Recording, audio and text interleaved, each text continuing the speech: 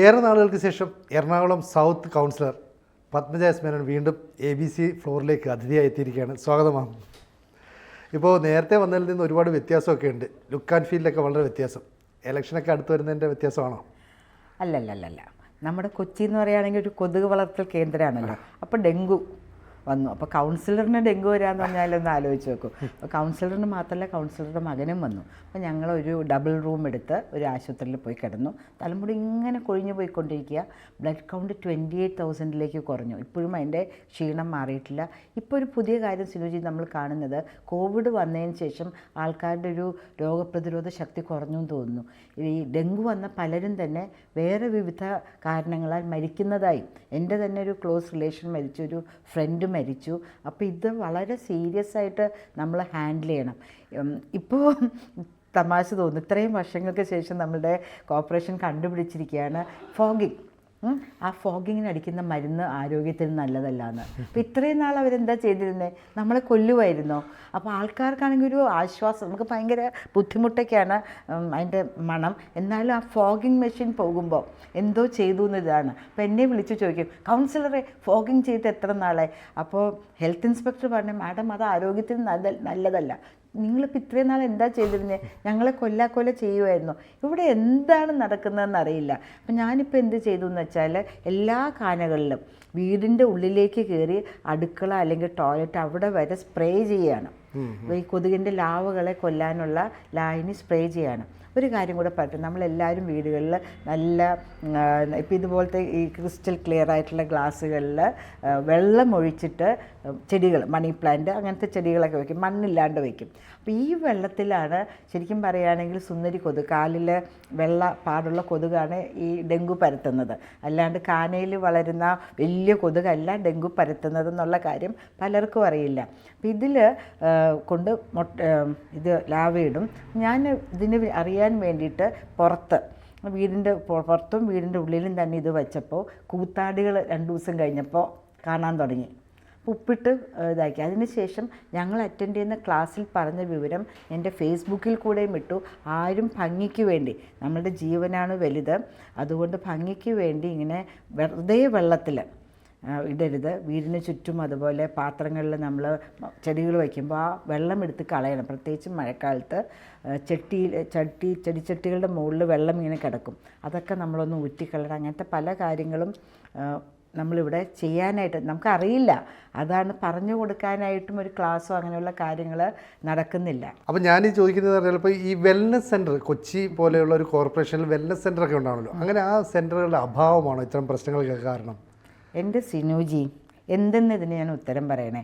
ഞാൻ ഇവിടുത്തെ planning standing committee ചെയർമാൻ്റെ അടുത്ത്, പേര് ഞാൻ പറയുന്നില്ല, എല്ലാവർക്കും അറിയാം, കൈകൂപ്പി നടക്കുകയാണ്. കാരണം എൻ്റെ ഡിവിഷൻ എന്ന് പറയുകയാണെങ്കിൽ എറണാകുളം സൗത്ത്, അവിടെ ധാരാളം അന്യദേശ തൊഴിലാളികളുണ്ട്. കാനകളാണെങ്കിൽ ഇടുങ്ങിയതാണ്, വെള്ളപ്പൊക്കമാണ്. അപ്പം നമ്മൾ എത്രമാത്രം ക്ലീൻ ചെയ്യാൻ വയ്ക്കാൻ നോക്കിയാലും ഈ ലാവുകളും കൂത്താടികളൊക്കെ അതിലുണ്ടാകും. അപ്പം ഞാൻ അദ്ദേഹത്തിൻ്റെ അടുത്ത് പോയി സംസാരിച്ചപ്പോൾ അദ്ദേഹം പറഞ്ഞ മറുപടി വളരെ വിചിത്രമായിരുന്നു കേട്ടോ. ഇവിടെ ജനറൽ ആശുപത്രി ഉണ്ടല്ലോ, അപ്പോൾ അങ്ങനെ ജനറൽ ആശുപത്രിയിലെ ഡിവിഷനുകളിലേക്ക് ഈ വെൽനസ് സെൻറ്റർ കൊടുക്കില്ല. ഒന്ന് ആലോചിച്ച് നോക്കൂ, ഒരു കൊച്ചു കുഞ്ഞിന് ഒരു മൂക്കടപ്പ്, രാവിലെ 4:30 മണിക്കും 5 മണിക്കും പോയി ക്യൂ നിന്ന് ടോക്കൺ എടുത്ത് നമ്മൾ ഡോക്ടറെ കാണാൻ നോക്കും. ഒരു പ്രൈവറ്റ് ആശുപത്രിയിൽ എവിടെയെങ്കിലും പോകാനായിട്ട് നമ്മൾ ശ്രമിക്കും, പോകും. ഒരാൾക്ക് പനി വന്നു, ധാരാളം അന്യദേശ തൊഴിലാളികളുണ്ട്, പനി വന്നു, അവൻ അവിടെ പോയി ക്യൂ നിൽക്കും. അവൻ്റെ ഒരു ദിവസത്തെ തച്ച 1,200 രൂപ. ഒരു പ്രായമായ അച്ഛനും അമ്മയും, അവർ തനിച്ചാണ് താമസിക്കുന്നത് വിചാരിച്ചു അങ്ങോട്ടും ഇങ്ങോട്ടും താങ്ങിപ്പിടിച്ച് നടക്കുന്ന പലരെയും ഞാൻ ഈ അത് ഞാൻ വരാം കേട്ടോ, ആയുഷ്മാൻ ഭാരതിൻ്റെ കാര്യത്തിലേക്ക് വരാം. അതും ആളുകൾ അറിഞ്ഞിരിക്കേണ്ട കാര്യമാണ്. പോയി അവിടെ പോയി ക്യൂ നിന്ന് കാണുമോ, അതോ അങ്ങനെ ഇരിക്കട്ടെ, എന്തായാലും വയസ്സായില്ലേ എന്ന് പറഞ്ഞാൽ നമ്മൾ ഇരിക്കുമോ എന്നാണ്. പിന്നെ മറ്റൊരു കാര്യം, എറണാകുളം ജനറൽ ആശുപത്രി എന്ന് പറഞ്ഞാൽ മൾട്ടി സ്പെഷ്യാലിറ്റി ഹോസ്പിറ്റലാണ്. ഈ എറണാകുളത്തിന് ചുറ്റുമുള്ള പല സ്ഥലത്തുനിന്നും ഓപ്പൺ ഹാർട്ട് സർജറി വരെ നടത്താനുള്ള ഒരു സൗകര്യമുണ്ട്. കാണുകയാണെങ്കിൽ നമ്മുടെ ആസ്റ്റർ മെഡിസിറ്റി അല്ലെങ്കിൽ ലേക്ക് ഷോറൊക്കെ പോലെ ഇപ്പോൾ ഭയങ്കര സൂപ്പറായിട്ടോ. എൻ്റെ അമ്മ അവിടെ സൂപ്പറുണ്ടായിരുന്ന സമയത്ത് ശരിക്കും കൊച്ചു കൊച്ചു കുടിലുകളിൽ കൊച്ചു കൊച്ചു വീടുകൾ പോലെയായിരുന്നു ഓരോന്നും. ഇപ്പം അത് ഒരെണ്ണം, ഞാനും ആ കമ്മിറ്റിയിലുണ്ട്. നമ്മൾ ഒരെണ്ണം പുരാവസ്തുവിൻ്റെ ഇതിന് വേണ്ടി നിർത്തിയിട്ട് ബാക്കിയെല്ലാം 7-8 നിലയായി. ഞാൻ പറഞ്ഞു വരുന്നത്, ഞാനപ്പോൾ ഇദ്ദേഹത്തിനെ ചോദിച്ചപ്പോൾ അദ്ദേഹം പറഞ്ഞു അതുകൊണ്ട് നമുക്ക് തരാൻ പറ്റില്ല എന്ന് പറഞ്ഞു. കേന്ദ്ര സർക്കാരിൻ്റെ ഒരു പദ്ധതിയാണിത്. ഏറ്റവും അധികം വെൽനസ് സെൻറ്റർ ആവശ്യമുള്ളത് എൻ്റെ ഡിവിഷനിലാണ് ആവശ്യം. പരന്ന് കിടക്കാണ്, സെക്സ് വർക്കേഴ്സ് ഉണ്ട്, സെക്സ് വർക്കേഴ്സ് ഉണ്ട്, അന്യദേശ തൊഴിലാളികളുണ്ട്, അന്യ ജില്ലകളിൽ നിന്ന് വന്ന് ഇവിടെ പഠിക്കാൻ വേണ്ടി താമസിക്കുന്ന ആൺകുട്ടികളും പെൺകുട്ടികളുമുണ്ട്. അവർ ചെറിയ ചെറിയ അസുഖങ്ങൾ, അത് വളരെ വലുതാവാം. ഡെങ്കു തന്നെ ആണോ എന്ന് അറിയണമെങ്കിൽ പനി അത്ര മൂർച്ഛിക്കുമ്പോൾ മാത്രമേ പോവുള്ളൂ. അപ്പോഴേക്കും പ്ലേറ്റ്ലെറ്റ് കൗണ്ട് കുറഞ്ഞ് വളരെ കുറവായി കഴിയുമ്പോൾ പിന്നെ ഒന്നും ചെയ്യാൻ പറ്റില്ല. ബ്ലഡ് ട്രാൻസ്ഫ്യൂഷൻ നടത്തണം, അല്ലെങ്കിൽ ഏതെങ്കിലും അവയവങ്ങൾ ഇതാക്കും. നമുക്കൊരു ചെറിയ മുട്ടുസൂചി കൊണ്ട് എടുക്കാവുന്നതിനെ വലിയ പാര കൊണ്ട് നമ്മൾ കുത്തി മാറ്റേണ്ടി വരും. ഞാൻ ഇദ്ദേഹത്തോട് സംസാരിക്കുമ്പോൾ ഇദ്ദേഹം ചേച്ചി വെയിറ്റിംഗ് ലിസ്റ്റിലുണ്ട്. അപ്പോൾ അവർ പറയുന്നത് കോർപ്പറേഷൻ പോലുള്ള സ്ഥലങ്ങളിൽ 40,000 രൂപയാണ് റെൻറ്റ്, 42 ലക്ഷം രൂപയാണ് കേന്ദ്ര സർക്കാർ കൊടുക്കുന്നത്. അപ്പോൾ 25 ലക്ഷം രൂപ ബിൽഡിംഗ് കണ്ടെത്താനും അതിൻ്റെ അഡ്വാൻസും അത് ഭംഗിയാക്കാനും അങ്ങനെയുള്ള കാര്യങ്ങൾക്ക്, 12 ലക്ഷം രൂപ അതിലെ സ്റ്റാഫ് എന്ന് പറയുമ്പോൾ ഡോക്ടറുണ്ട്, നേഴ്സുണ്ട്, കംപ്ലീറ്റ്ലി ഫ്രീ ആയിട്ടുള്ള ഫാർമസിസ്റ്റ് ഉണ്ട്. ഫാർമസി സാധനങ്ങൾ മുഴുവൻ ഫ്രീ ആണ്. പിന്നെ മൾട്ടിപർപ്പസ് വർക്കർ പല കാര്യങ്ങൾ ചെയ്യാനായിട്ട്, പിന്നെ ഒരു ക്ലീനിങ് സ്റ്റാഫുണ്ട്. 5 സ്റ്റാഫാണ് ഒരു വെൽനസ് സെൻറ്ററിലേക്ക് വരുന്നത്. അപ്പോൾ ആ 1 മുതൽ 7 മണി വരെ ആ ഡോക്ടറുടെ സഹായം, നഴ്സിൻ്റെ, അറ്റൻഡൻ്റെ ഒക്കെ അവിടെ നമുക്ക് സൗജന്യമായിട്ട് ലഭിക്കുന്ന കാര്യമാണ്. ഞാൻ സിറ്റിയിൽ നടക്കുക ഈയാട്ടിൽ ജംഗ്ഷനിൽ തന്നെ 40 ലക്ഷം രൂപയ്ക്ക് നല്ലൊരു വീട് അവരൊരു മനസ്ഥിതിയും കൂടെ കൊണ്ട് തരാമെന്ന് വിചാരിച്ചു. അല്ലെങ്കിൽ തന്നെ 40,000 രൂപ വലിയൊരു തുകയാണ്. സിറ്റിയുടെ നടുക്ക് പോലെയല്ലോ കോർപ്പറേഷൻ. അകന്നകന്ന് പോകുമ്പോൾ 20,000 രൂപ 15,000 രൂപയ്ക്കൊക്കെ നമുക്ക് കിട്ടും. അപ്പോൾ അവർ പറയുന്നത് ഒന്നുമില്ലെങ്കിൽ കോർപ്പറേഷൻ്റെ കെട്ടിടമായിരിക്കണം, അല്ലെങ്കിൽ 40,000 രൂപ പ്രതിമാസ വാടകയുള്ള കെട്ടിടത്തിലാണ് വെൽനസ് സെൻറ്റർ പ്രവർത്തിക്കേണ്ടത്. ഇത് കിട്ടില്ല എന്ന് പറഞ്ഞാൽ ഇത് കേട്ടുകൊണ്ടിരിക്കുന്ന ആരെങ്കിലും വിശ്വസിക്കുമോ? കോർപ്പറേഷനിൽ 40,000 രൂപയ്ക്ക് 2 മുറിയാണ് പറയുന്നത്.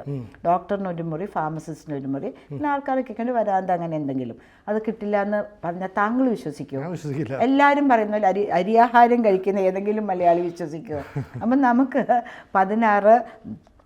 36 സെൻറ്ററാണ് നമുക്ക് തുടങ്ങാനായിട്ടുള്ളത്. 3 എണ്ണം കൂടെ എക്സ്ട്രാ വെച്ചപ്പോൾ അങ്ങനെ 39 എണ്ണം. ഇപ്പോഴും 50% പോലും ഫുള്ളായിട്ടില്ല. എന്നാലിങ്ങനെ നിരന്ന് കൈകൂപ്പി നടക്കുന്ന ഞങ്ങളെപ്പോലുള്ള കൗൺസിലർമാർക്ക് തരുന്നുമില്ല. ഒന്ന് ആലോചിച്ച് നോക്കൂ. ഈ ജനറൽ ആശുപത്രി ഉണ്ട് എന്ന് പറഞ്ഞിട്ട് ഇത്രയും സിമ്പിളായിട്ടുള്ള ഒരു ചെറിയ ആൾക്കാർക്ക് ചെറിയ ചെറിയ രോഗങ്ങൾക്ക് വേണ്ടി, അത് വലിയ രോഗമായി മാറാൻ ചാൻസുള്ള ചെറിയ രോഗങ്ങൾക്കൊന്ന് ഡോക്ടറെ പോയി കാണാം, വലിയ തിരക്കില്ല. ജനറൽ ആശുപത്രി ഒരു കാരണമാണോ ഞങ്ങൾക്ക് തരാണ്ടിരിക്കാൻ? പറയൂ, ആണോ? പ്രത്യേകിച്ച് ഇത്രയധികം പ്രശ്നങ്ങളുള്ളൊരു ഡിവിഷൻ. അപ്പോൾ ചില കൗൺസിലർമാർക്ക് മാത്രമാണ് ഈ ആവശ്യം ഉന്നയിക്കുമ്പോൾ തരാത്തത്? അല്ല, എനിക്ക് അവർ പറയുന്ന കാരണം എനിക്കിവിടെ ജനറൽ ആശുപത്രി ഉണ്ടെന്ന്. ജനറൽ ആശുപത്രിയിൽ പോകുന്ന രോഗമാണ് ഒരു ചെറിയ പനി, ഒരു ചെറിയ മൂക്കടപ്പ്, അല്ലെങ്കിൽ കൈയിനൊരു കഴപ്പ്, കാലിനൊരു തരിപ്പ്. അത് ജനറൽ ആശുപത്രിയിൽ രാവിലെ 5:30 മണിക്ക് പോയി ടോക്കൺ എടുത്താൽ വീട്ടിലെത്തുമ്പോൾ വൈകുന്നേരം 5:30 മണിയാവും. അത് കഴിഞ്ഞ് നമ്മൾ കേൾക്കുന്നുണ്ടല്ലോ ഡോക്ടർമാരെ വേണ്ട വിധം പോയി കാണുകയും ചെയ്യണം. 400-500 രൂപ എടുത്ത് നമ്മൾ ഡോക്ടർമാരെ വേണ്ട വിധത്തിൽ കണ്ടാലേ എന്തെങ്കിലും കിട്ടുള്ളൂ. ഇത് കംപ്ലീറ്റ്ലി ഫ്രീ ആയിട്ടുള്ളൊരു സൗകര്യമാണ്. അപ്പോൾ ഇങ്ങനെയുള്ള കാര്യങ്ങളും ഇവിടെ നടക്കുന്നുണ്ട്. അത് ജനങ്ങൾ അറിഞ്ഞിരിക്കണം. വെൽനസ് സെൻറ്റർ എന്ന് പറയുന്ന കാര്യം ഗവൺമെൻറ് 39 അലോട്ട് ചെയ്തിട്ടുണ്ടെങ്കിൽ 39 തുടങ്ങാനുള്ള ബാധ്യത കൊച്ചി കോർപ്പറേഷൻ ഭരിക്കുന്ന LDFൻ്റെ ഉദ്യോഗസ്ഥർക്കോ അല്ലെങ്കിൽ കൗൺസിലർമാർക്കോ സ്റ്റാൻഡിംഗ് കമ്മിറ്റി ചെയർമാനോ മേയറോ ഉൾപ്പെടെയുള്ള വ്യക്തികൾക്കുണ്ട്. മേയർ എതിർത്ത് നോക്കണ്ടേ? ഡിവിഷൻ 62 പത്മജ അത് റിക്വസ്റ്റ് ചെയ്തിട്ടുണ്ട്. നമുക്ക് വേറെ സ്ഥലത്ത് വന്നിട്ടില്ലല്ലോ, അവർക്ക് ഒരെണ്ണം കൊടുത്താൽ എന്താ? എത്ര പ്രാവശ്യം ഞാൻ പരാതി ഇന്നലെയും കൊടുത്തിട്ടുണ്ട്. എന്നെ ഒന്ന് കൺസിഡർ ചെയ്യണം.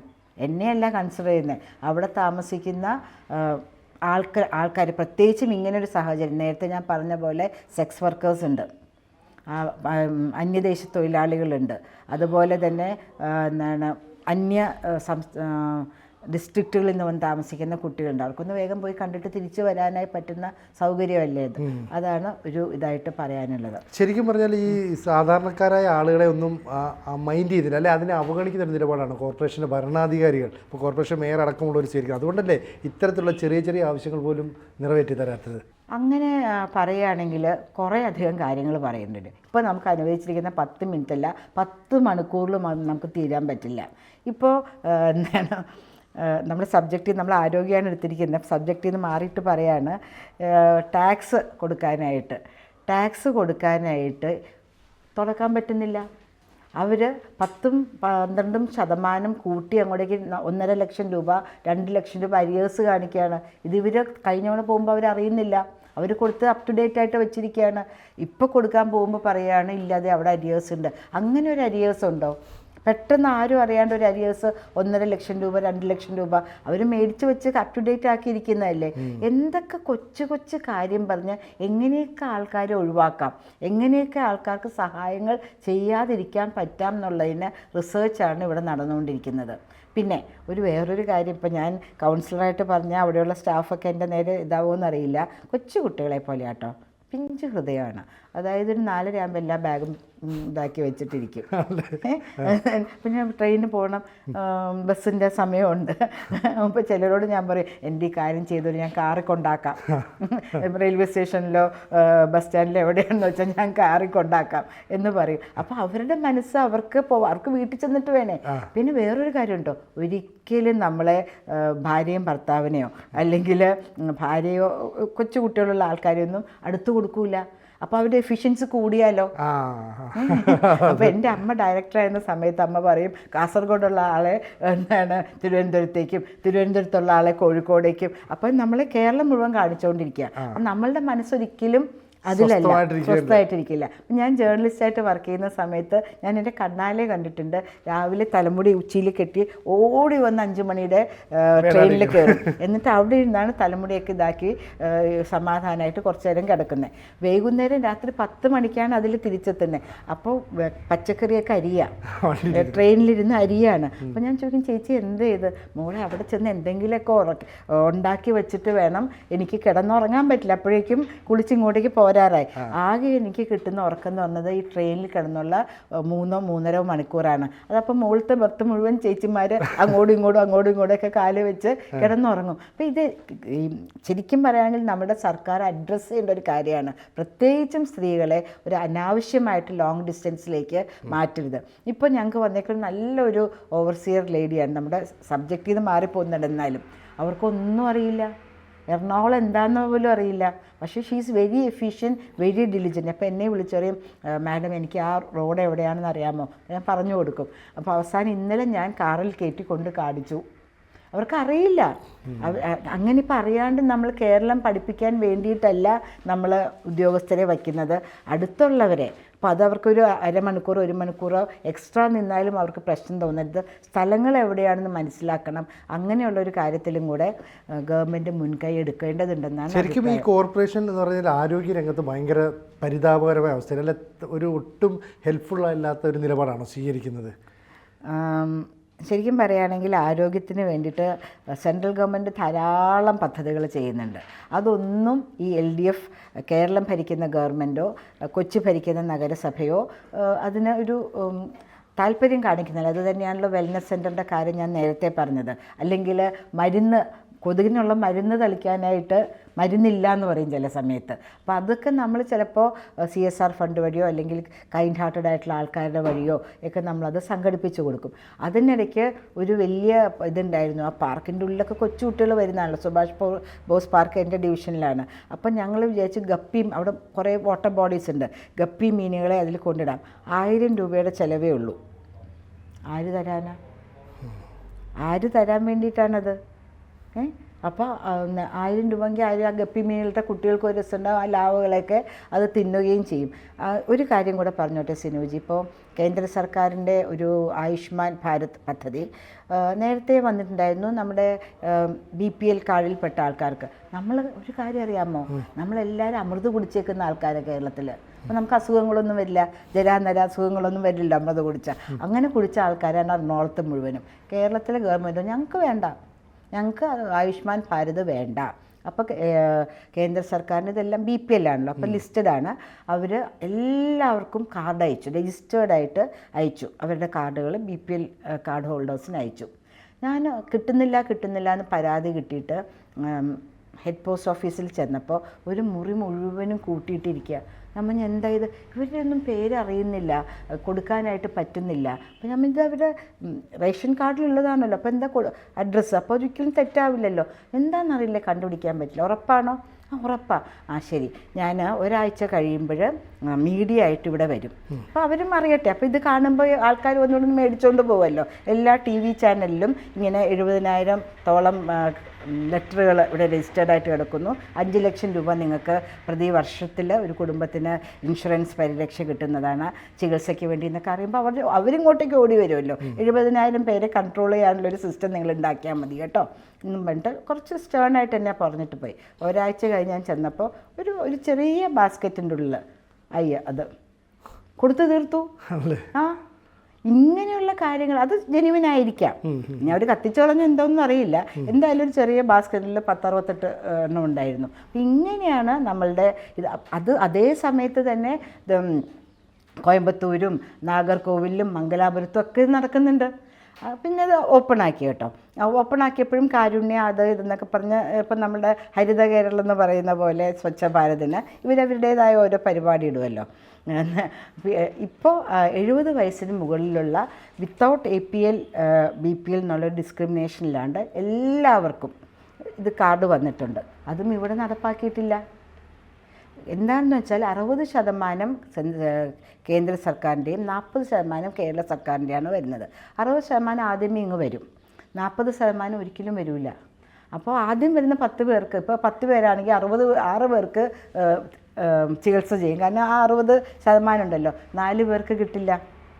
ഇങ്ങനെയുള്ള കാര്യങ്ങളാണ്. ഞാനൊരു തവണ ഡൽഹിയിലെ ഒരു മിനിസ്ട്രിയിൽ നമ്മളുടെ തന്നെ ജന ഔഷധി എന്തുകൊണ്ട് കേരളത്തിലേക്ക് വരുന്നില്ല എന്നറിയാൻ വേണ്ടിയിട്ട് അവിടുത്തെ IAS ഓഫീസർ ചീഫ് സെക്രട്ടറിയുടെ അവിടെ ചെന്നപ്പോൾ അദ്ദേഹം പറയായിരുന്നു, എൻ്റെ മാഡം, ഈ ഇന്ത്യ മഹാരാജ്യത്ത് എത്രയോ സംസ്ഥാനങ്ങളുണ്ട് BJP ഭരിക്കാത്തത്.